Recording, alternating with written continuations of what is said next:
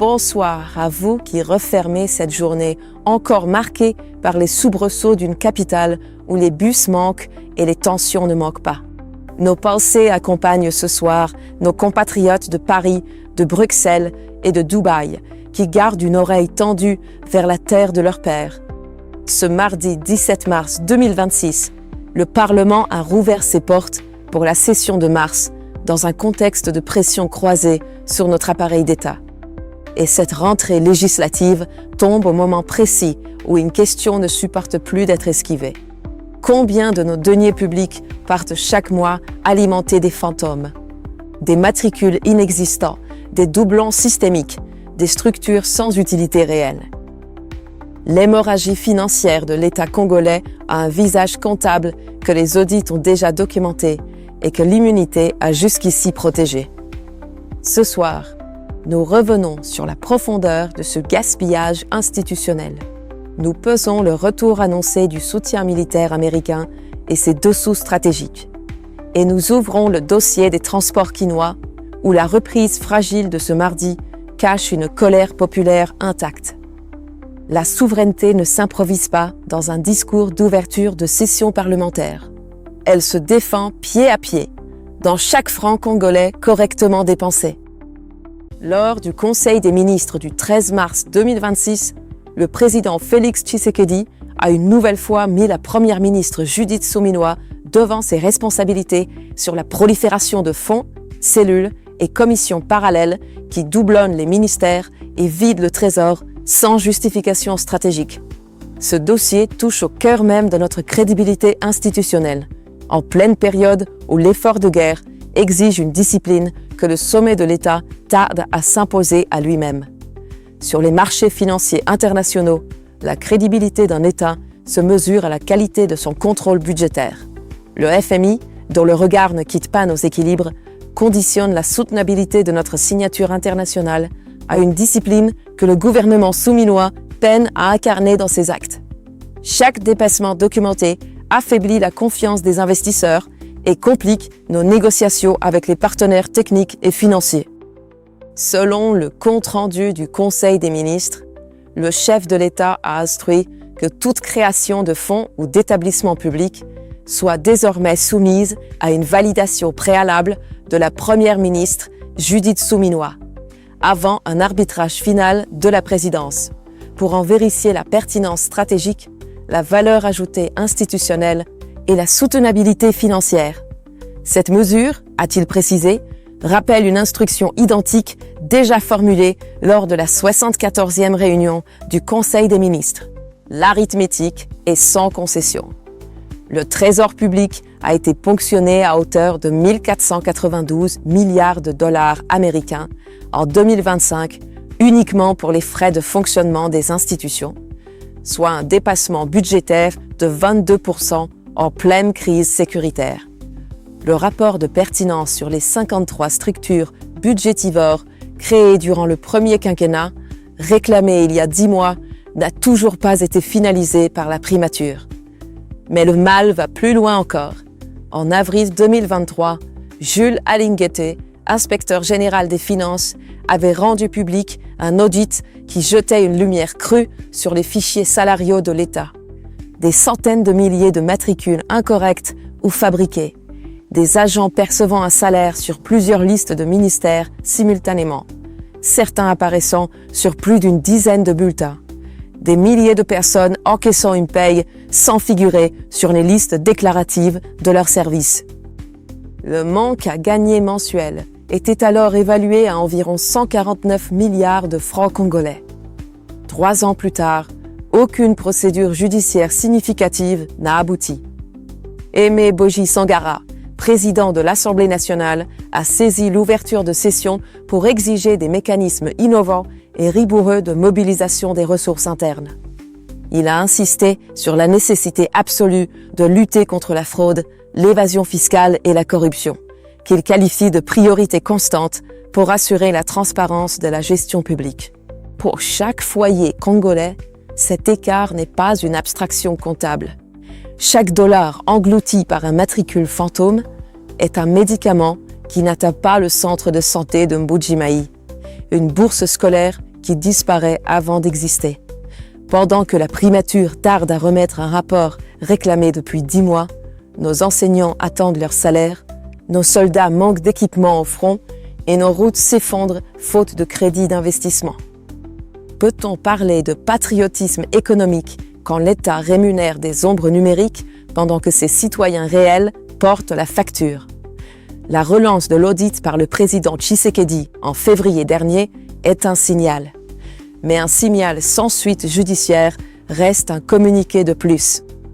Tant que les conclusions de ces audits ne seront pas rendues publiques, suivies de poursuites effectives et d'un système de paye automatisé et infalsifiable, le message envoyé aux fauteurs de fraude demeurera ambigu.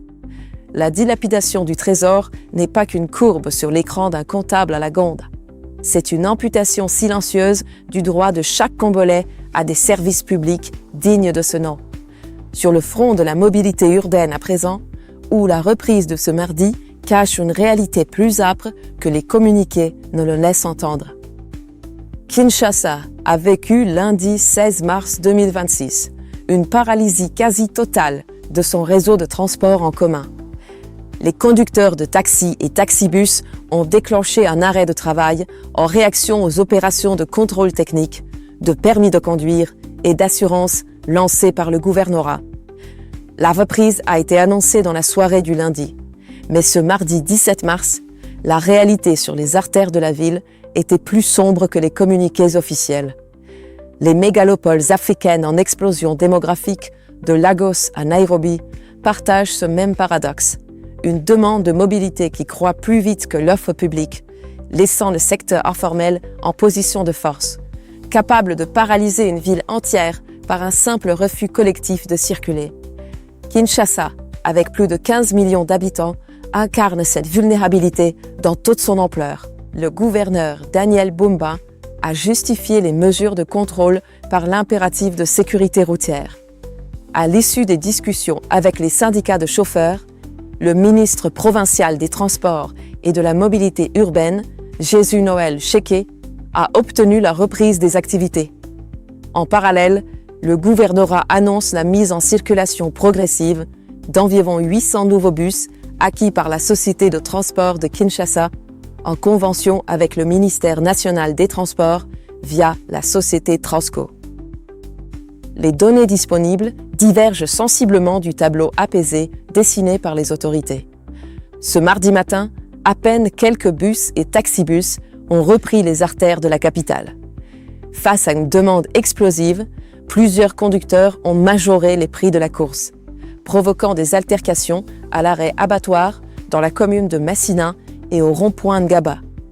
La population quinoise, déjà épuisée par des embouteillages qui immobilisent les travailleurs pendant 6 heures en temps normal, s'est retrouvée coincée entre l'exigence de conformité du gouvernorat et l'absence de solutions alternatives immédiates. Les 800 bus promis par Transco ne sont pas encore en circulation. Cette crise confirme ce que les experts en urbanisme congolais répètent depuis des années.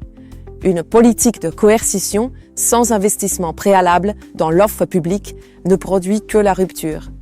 Exiger la conformité des véhicules privés sans avoir préalablement déployé une flotte publique suffisante, c'est fermer les vannes sans avoir creusé de nouveaux canaux.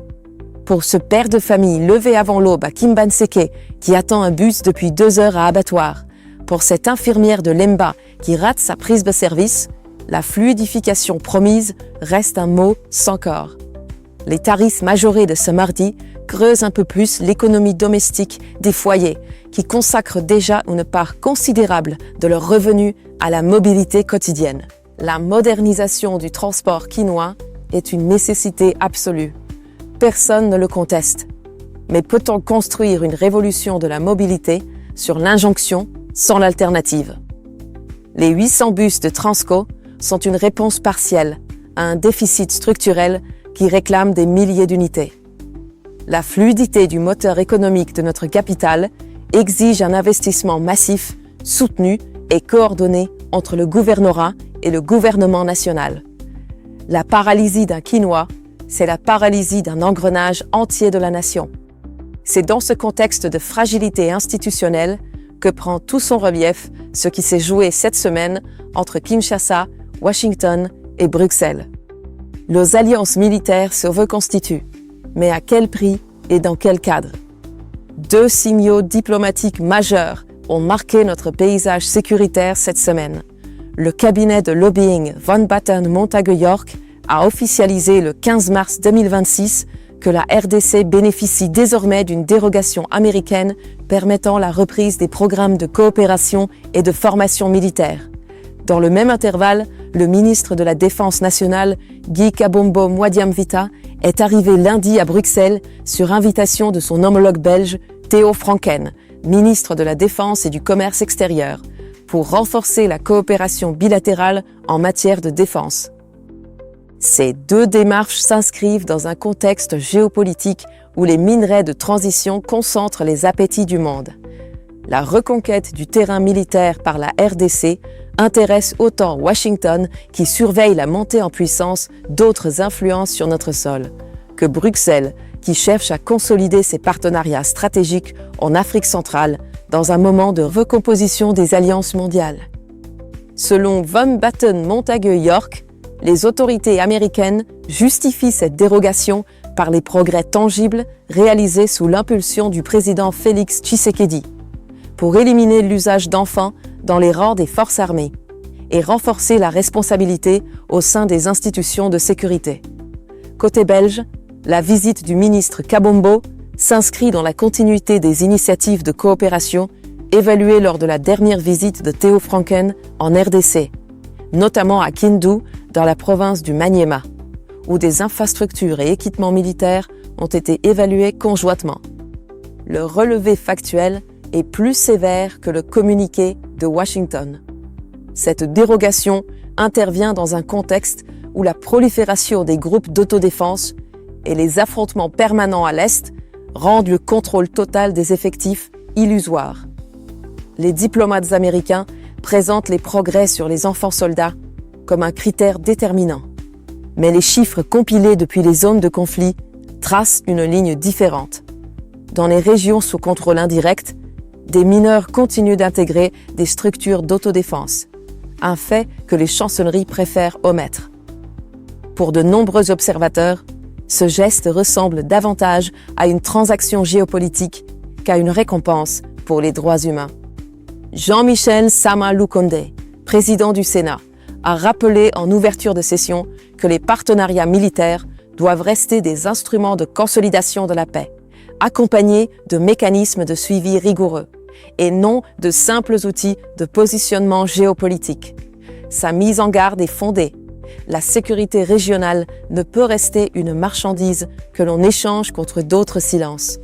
Pour nos concitoyens, le retour des formateurs américains et l'approfondissement de la coopération belge devrait se traduire concrètement par une professionnalisation accrue de nos FARDC, une armée mieux formée et une protection plus solide pour le village de Goma ou de Minambwe. Mais le bénéfice réel pour nos populations dépend d'une condition, que ces partenariats servent nos soldats sur le terrain, et non des agendas extérieurs qui évoluent au rythme des cours du cobalt sur les marchés de Londres. La reconquête de notre souveraineté militaire peut-elle durablement s'appuyer sur des dérogations accordées au gré des évaluations étrangères?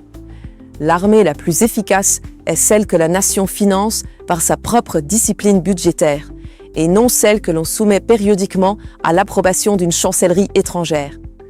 La sécurité du paysan de Butembo ne peut rester otage d'un calcul géopolitique qui se joue à des milliers de kilomètres de sa parcelle. Nos alliances doivent être des outils de montée en puissance, jamais des substituts à notre propre effort de défense nationale. Ces enjeux stratégiques ne doivent pas éclipser ce qui se joue dans nos provinces, où des projets concrets attendent depuis trop longtemps de tenir leurs promesses. Le grand Bandundu retient son souffle. Le ministre des Ressources hydrauliques, Aimé Molendo Sakombi, a annoncé l'inauguration probable de la centrale hydroélectrique de Kakobola le 24 mars prochain. Cet ouvrage, disponible techniquement depuis près d'une décennie, attendrait ainsi de délivrer ses premiers kilowatts à une population de Tikwit, lasse des discours et des ténèbres. Le 25 mars, le chef de l'État lui-même est annoncé pour lancer officiellement l'énergie dans les installations de la SNEL. Sur le papier, le volet technique est prêt à 98%. Mais le mouvement citoyen Pona Congo, par la voix de son communicateur Jarginho Mpungu, pose une question qui mérite une réponse franche. S'agira-t-il du courant réel du barrage ou de générateurs thermiques de la SNEL mis en route pour la durée de la visite présidentielle avant de s'éteindre dès que l'avion officiel quitte la piste? Cette crainte n'est pas infondée. La gestion de la centrale de Kakobola cumule 3 mois d'arriérés de salaire et plus de 7 mois de frais de fonctionnement à payer. Les sociétés Angélique, Wapcos, MEC et APS attendent le règlement de factures de maintenance cruciales.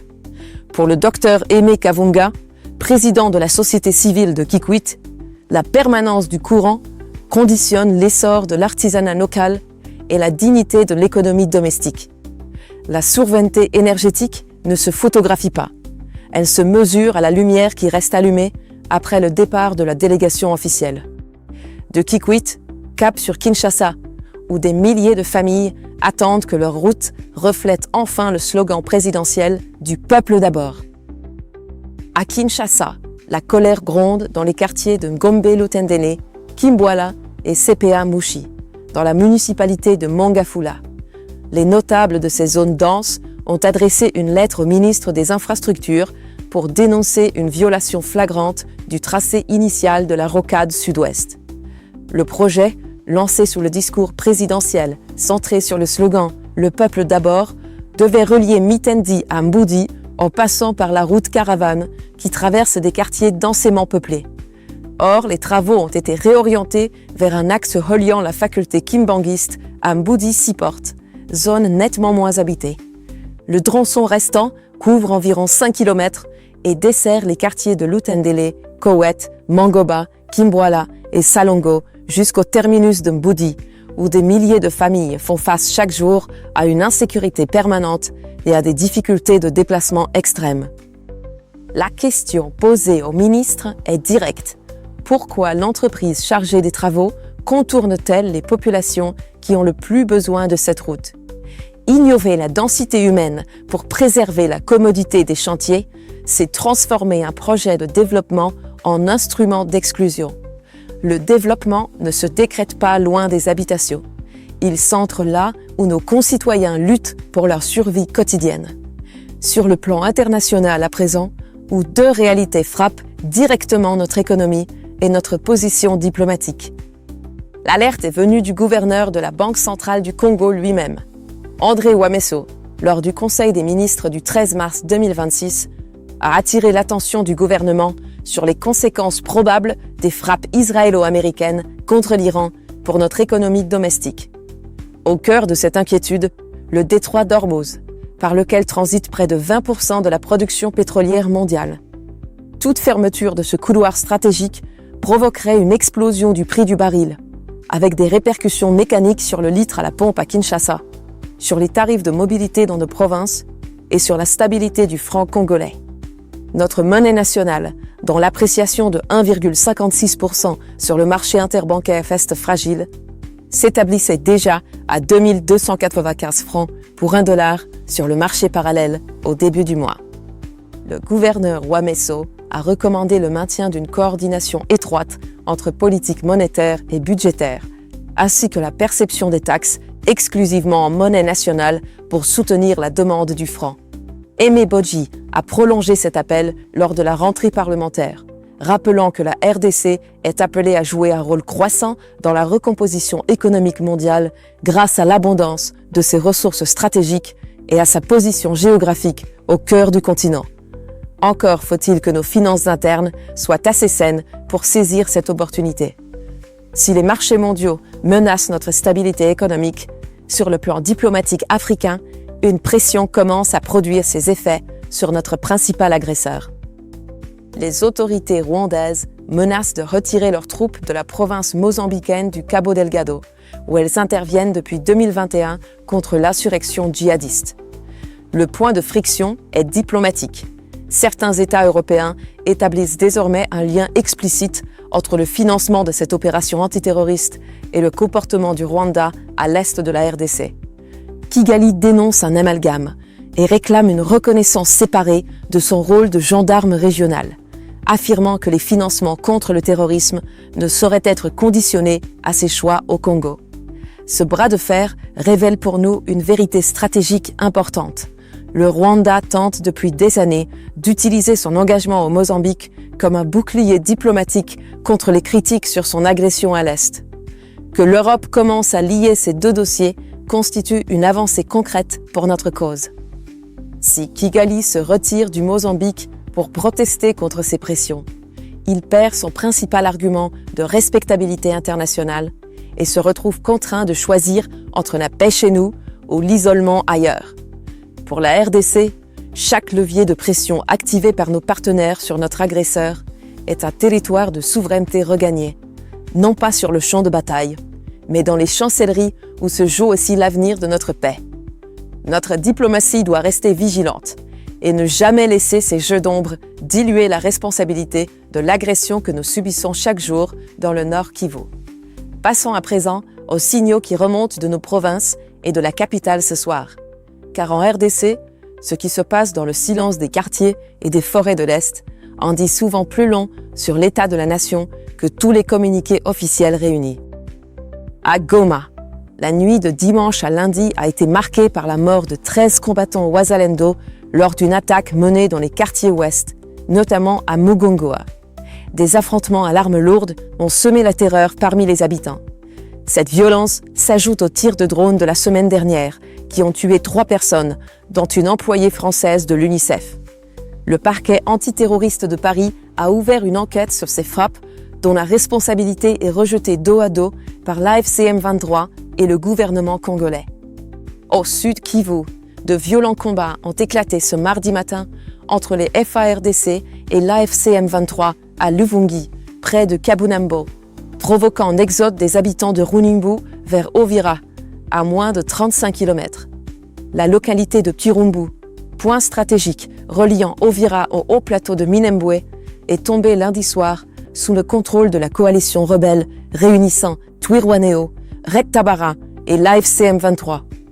Le porte-parole de la 33e région militaire avait déjà fermé le trafic routier sur l'axe Bukavu-Ovira, bloquant plusieurs convois humanitaires sur place.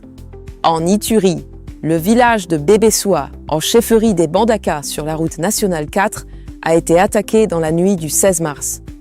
Le bilan provisoire établi par la Convention pour le respect des droits humains fait état de 11 civils tués, dont des enfants, et d'un village entièrement réduit en cendres. Un camion transportant des produits pétroliers a été incendié, coupant la RN4 sur le tronçon Komanda-Mambasa-Mianya. Les écoles et activités économiques des villages voisins de Bordengaido, Salaté et Epolu sont suspendues et la population fuit en direction des agglomérations environnantes.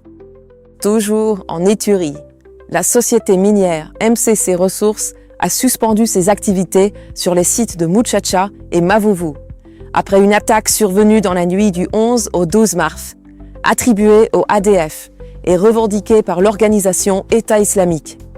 Aucun décès n'a été enregistré sur les sites propres de la société, grâce à une évacuation préventive.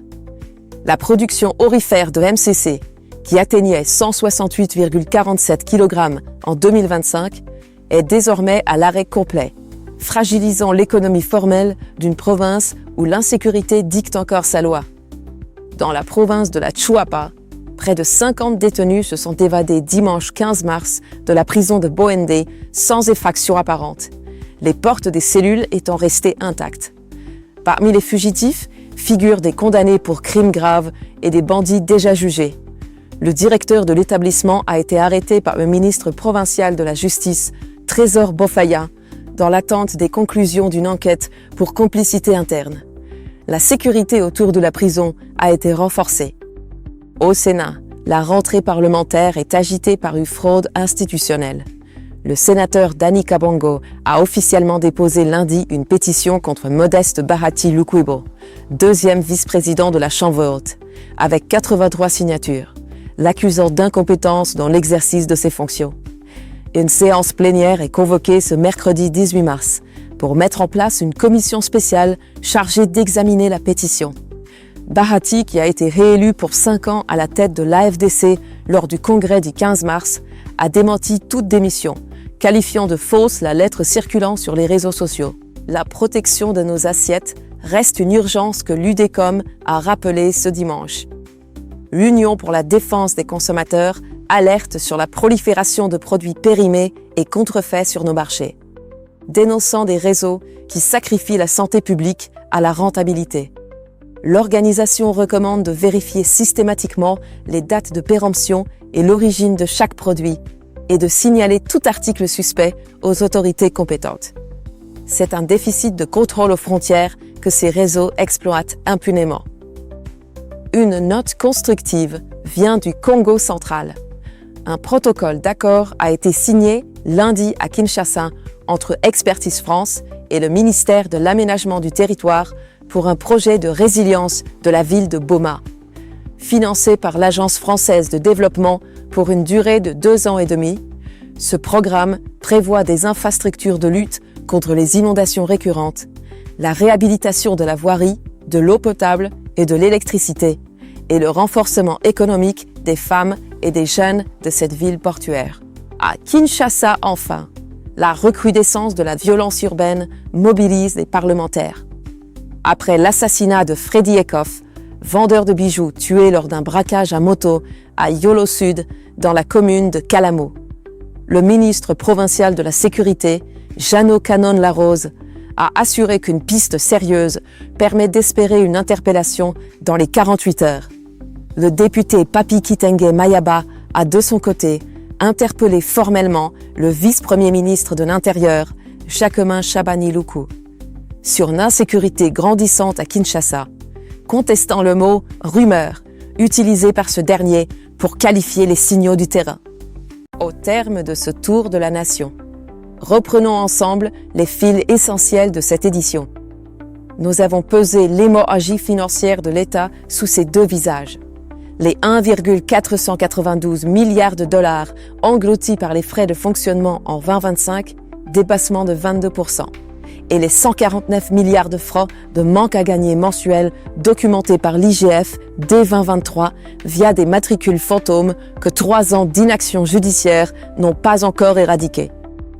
Nous avons analysé le retour du soutien militaire américain et la visite du ministre Kabombo à Bruxelles. 2 signaux qui signifient davantage un repositionnement géopolitique qu'une récompense désintéressée. À Kikwit, l'inauguration de Kakobola le 24 mars reste suspendue à la question des impayés de la GCK. Et à l'est, les combats autour de Luvungi et le village de Bébessoua, réduit en cendres, rappellent que derrière chaque communiqué diplomatique, des vies congolaises continuent de brûler. L'historien africain Joseph Kizerbo avait coutume de dire « On ne développe pas, on se développe ». Ces mots portent ce soir le poids exact de notre situation. Nos partenariats militaires, nos audits financiers, nos projets énergétiques n'auront de sens durable que si c'est notre propre volonté qui les anime, et non la patience de chancelleries étrangères. Que Dieu bénisse notre République démocratique du Congo et guide chacun de nos foyers vers la dignité qu'ils méritent. C'était Mélissa pour Inside News RDC. Les faits d'abord, toujours. Bonne continuation.